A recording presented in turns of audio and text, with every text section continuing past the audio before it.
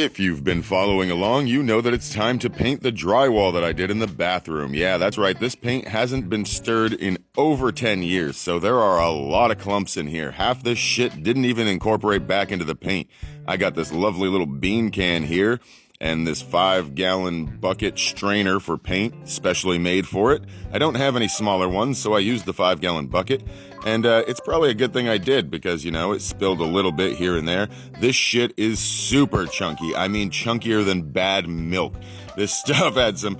in this bag here, once I lift this strainer up, there's probably about 1.5 pounds of just whatever the hell that pigment is in paint. It's like clay that just sat right in there and didn't get incorporated back into the paint, and there was nothing I could do about that because I need this paint. This is the only paint that I have left that kind of matches what's in my bathroom here. I know the paint in my bathroom was, 10 years ago, over 10 years ago put on here, so it's not going to match perfectly, but it's close enough. So we're going to Bob Ross this shit right here. Yeah, we're going to paint some happy little bathrooms. Little happy bathrooms right here. Yeah, we're just going to paint some happy bathrooms.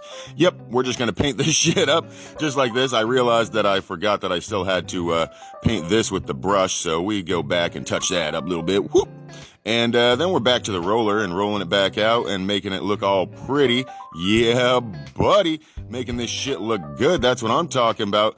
I'm honestly impressed with how my first drywalling experience came out because this doesn't look half bad when I get done here, you know what I mean?